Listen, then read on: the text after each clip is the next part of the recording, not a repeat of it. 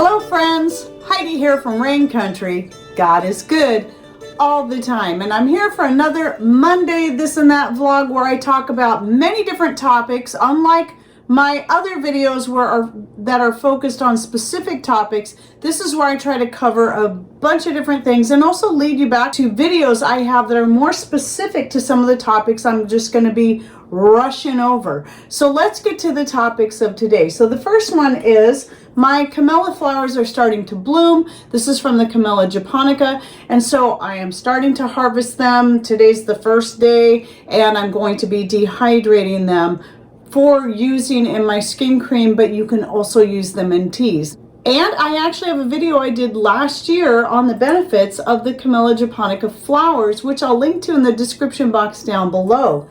So I'm excited to finally get started on my dehydrating for the year. I also have a lot of nettle out there I need to start gathering up and dehydrating as well.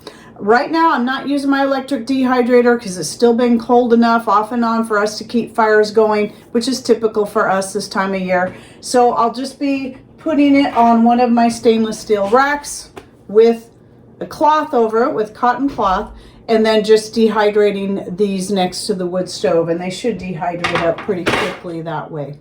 So that's how I do it when we have fires going. Though I have enough solar power, I could run the electric dehydrators. I would rather save the wear and tear on those while I can and keep using the heat from the wood stove. And then the other thing I wanted to bring up, speaking of dehydrating, is I did go ahead, I was tossing it back and forth, and buy a set of these silicone sheets with the edges on them in the brown, because I really wanted to give them a try for myself, so that, or at least check them out, so that if I recommend them, I'll kind of be more familiar with them. Now, one thing, the ones I got first were the first ones I could find that were silicone and edged to fit my dehydrators, were the Bright Kitchen, and they're green. They're a nice color, and I love them. They've been great.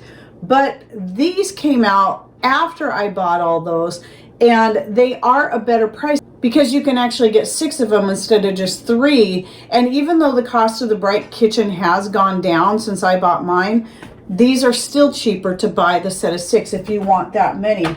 And like another person had mentioned, the edges are just a little bit taller than that on the green ones. And I also noticed that the bottom of it feels just a little bit thicker, so it may hold up longer. But anyway, I'm going to be giving these a try real soon because I'm going to start dehydrating more of the eggs from our chickens. And by the way, I'll be linking to these down below. They have them for both the Kasori, which is what these are, and for the Excalibur. So yes, best price I've seen on silicone so far. And there's other different brands out there and different colors you can look into too. But and somebody had mentioned these had a strong chemical smell.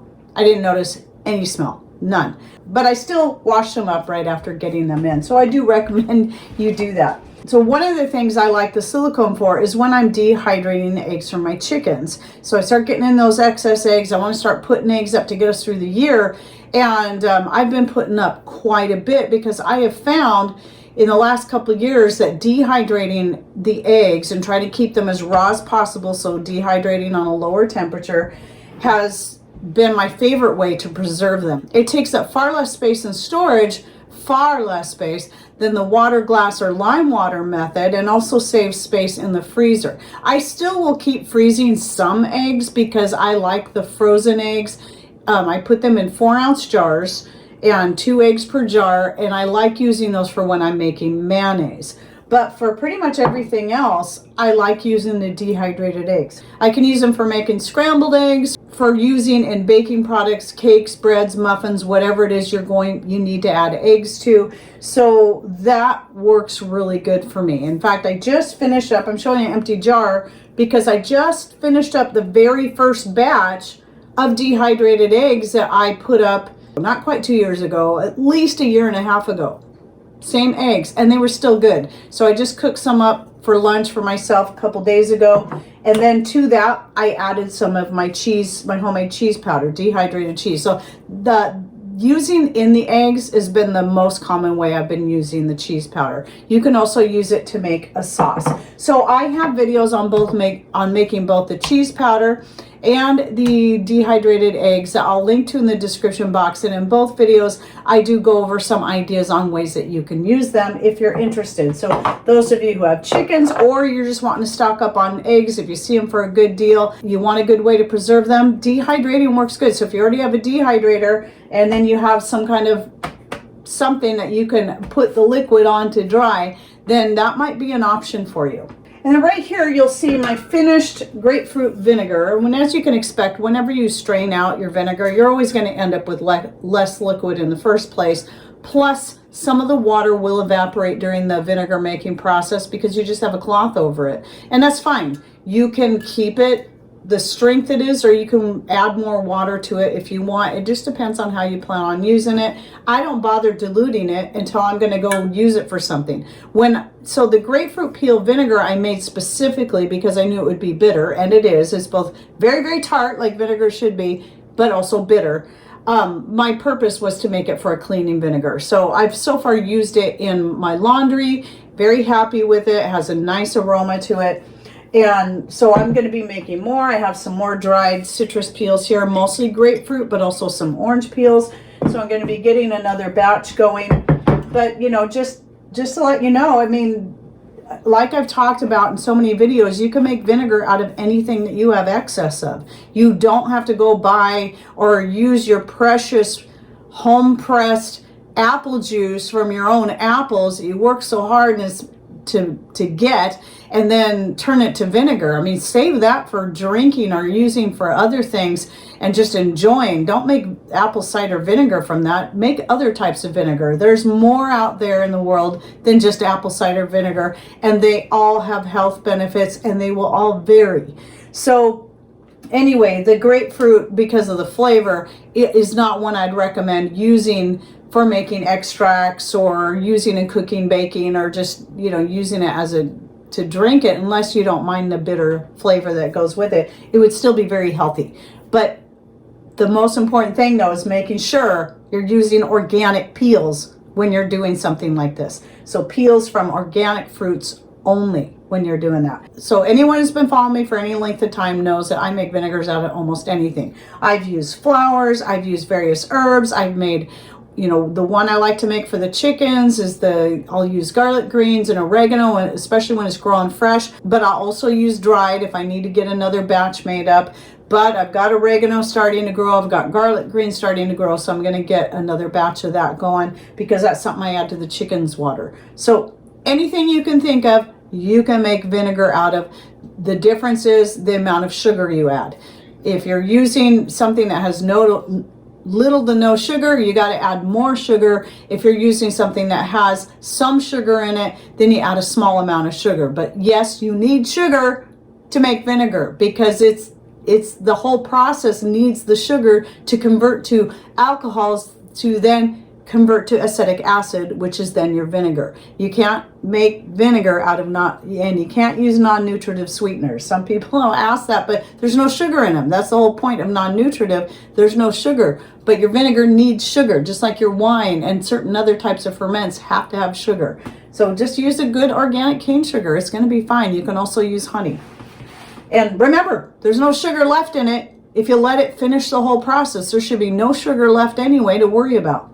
Oh, and then I wanted to talk just a little bit about these. So my birthday and our anniversary was this last week. And so my youngest son and daughter-in-law got me this, and, you know, a beautiful bouquet. And I'm loving this jar. It's such a pretty color, and it's got a nice little design on it. So this would be definitely a good jar for storing whatever. I don't know that it would be a canning jar, but it's beautiful either way. Loving the colors of the flowers, and matches what I'm wearing today even. And then my daughter-in-law picked this one out for me, which I thought was pretty cute. So I like that. Anyway, so that's what's going on there. And then speaking of birthdays, my granddaughter was born on the 22nd. They had to have her in Seattle because of some complications with the pregnancy itself, but even though she's tiny, because she was born early, she was 4.5 pounds, she's perfect and she's healthy, and her name is Rowan. So it's kind of crazy. There's going to be all these March birthdays now, because there's my granddaughter now, and then my son was born on the 28th, and then my birthday's the day right after his, and then our anniversary is on the 31st. So March is a busy month for us. And even busier now because of Rowan, but that's great. I'm excited. So she actually came home the day before my birthday, on my son's birthday. So it was like a beautiful birthday present, and I got to go see her for the first time. Tiny, sweet little thing that she is, and super long fingers. She has very, very long fingers. Let's come back to the grapefruit for a minute. I meant to mention this while I was talking about the grapefruit vinegar. Grapefruit seeds, or any citrus seeds, you can eat them. They are a little bit bitter, but I don't find them any more bitter. In fact, they seem a little less bitter than the pith of the grapefruit peel, but they are very good for you, and they are naturally anti-parasitic. So some people will take grapefruit seed extract. Well, why not just chow down on the seeds? So that's what I've been doing. When I'm eating a grapefruit now, instead of throwing out the seeds, I just eat them. I just chomp them right down and eat them, because I chew them to make sure I'm getting all that goodness out of the seeds. Because if you don't chew up seeds, pulverize them in some way, then they're just going to pass right through your system. That's why seeds have that hard outer casing, so that when birds and other animals eat the seeds and then they pass them through, then now they're coated in all this great fertilizer, and they're going to the ground and break down, and then they're going to start growing. So, but that's why you need to chew them up. So same thing with apple seeds, peach kernels. I do all that. I eat those things. If I'm eating the fruit, like the apple, I eat the whole apple, everything but the stem. So seeds and all. I usually start from the bottom of the apple and then work towards the stem, and then there we go. And I chew up those seeds, and I like the flavor of them, and no, they're not going to kill you, especially if you're eating the whole fruit along with it, because there's a lot of great benefits inside those seeds. So don't be afraid of things like that. Just if you're not sure, look it up for your own self and learn. And don't just look at one site, especially some site that's funded heavily by Big Pharma. Look at all the sites and compare the information. And then I wanted to bring up Rumble again. So in last week's This and That video, the funny thing is, right after, the day after I shot that video, and before it published, I figured out a way to start getting my videos up on Rumble again on a regular basis, like I was doing last year. And then I had to stop because our internet suddenly changed. It suddenly slowed down to half the speed, and I was having all these struggles. And I covered it in another video about what happened to the Rumble videos. So if you want to know more of the details of what happened, I still don't know what happened to our internet and why it's like that, and why we're still paying the same amount for internet that's half the speed as it was, and it was already slow to begin with. But I found out a way to make it work. Once I got a video uploaded to YouTube, I simply download it. Now it's in a more favorable format that only takes me about 20 to 30 minutes for me to upload, rather than 6 to 12 hours, and then possibly having the upload never finish and then having to start the whole process over again. As such, all my regular videos now, for as long as I'm able to do it, you'll be seeing, if you already have a Rumble account, you'll be seeing them over there. If you prefer to watch me on YouTube, stay here and watch me on YouTube, because I'm still going to be on YouTube. I'm just expanding out, because some people have left YouTube, some people prefer Rumble, and it also just simply gives me another place where I can back up my videos. Even though I save them to an external hard drive, so I always have them, I still like having another place where I can have them stored, where other people can access them. But don't feel just because I've got videos over on Rumble. If you don't like Rumble, don't worry about it. Those videos are there for those who do. But anyway, what you're going to be seeing if you are on Rumble is not only my regular videos, but also me trying to catch up on some of the more important videos that have come out here on YouTube in the past several months, since I had to stop uploading on a regular basis over on Rumble. So as such, what I'm doing is I'm getting a whole bunch put up, and on the weekdays, I'm having them publish in the afternoon, the older ones. And then on the weekends, I'm putting 4 out on the weekends. So every morning and every afternoon, you'll be seeing a video over there for a while until I feel pretty good about the ones I have over there. The ones I feel like are the most important. I won't be putting my past this and that videos that I missed over there because they're more of a timely kind of thing.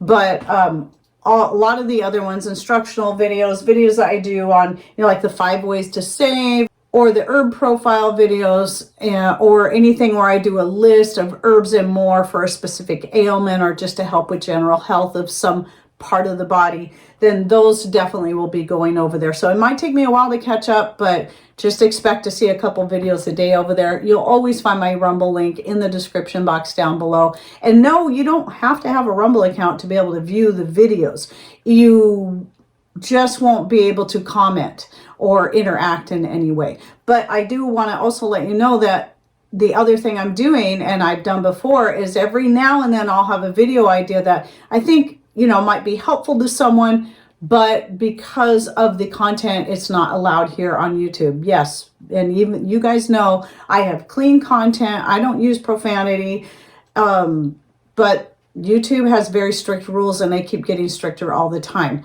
And I've had videos removed because of that. Videos that have been out for years even, that got removed. That suddenly they've changed their policies, and so now this particular topic, even though it is a natural product that has been used for hundreds of years to cure all kinds of ailments, suddenly you can't talk about that. So those kind of videos, they go over on Rumble. And I just had a video publish that's a Rumble only video this last Wednesday, so you might want to go check that out by going to that Rumble link down below. You might have to scroll down though, because I keep putting more, because 2 videos per day is going to already have several piled up on top of it by the time you see it. So you got to scroll. But remember, I also have a list of Rumble only videos that I have it all put into a list, and I'll link to that list down below. I got to remember to add the link to that new video in there too.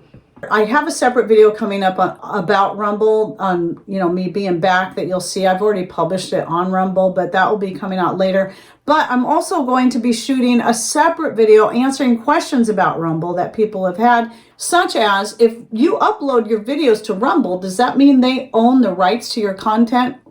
Well, only if you give them the rights. So you have, unlike YouTube, YouTube's all the same as far as that goes, but Rumble has various options you can choose. You can choose exclusive, which means if I choose the exclusive, or the other one, I forget what it's called, video management, then Rumble will own the rights to your video.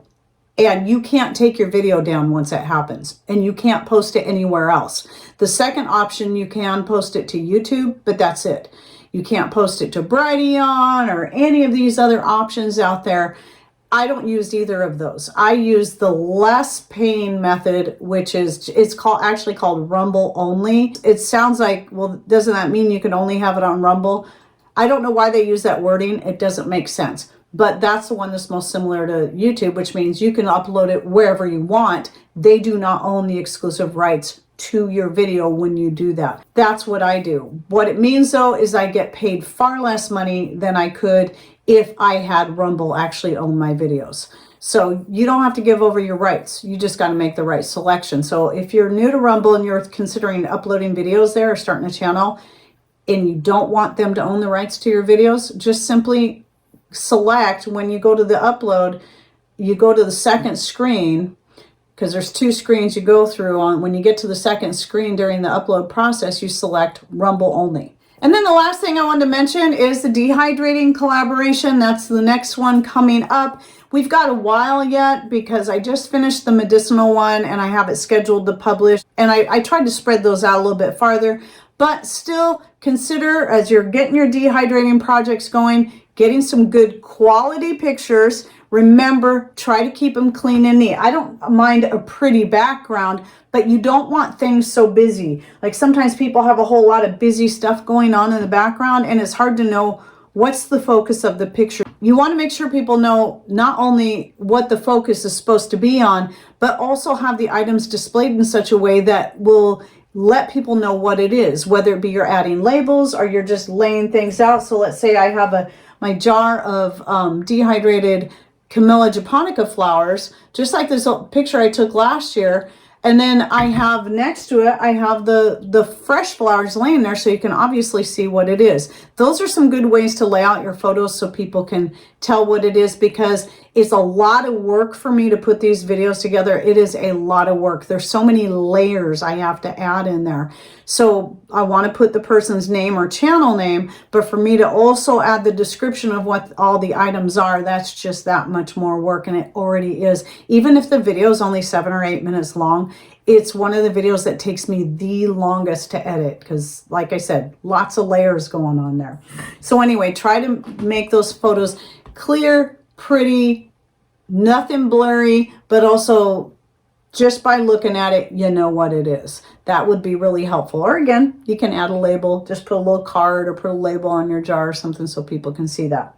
And when you take those images, you just email them to raincountryhomestead@gmail.com with the title Dehydrating Collaboration, so I know where it's supposed to go right off the bat.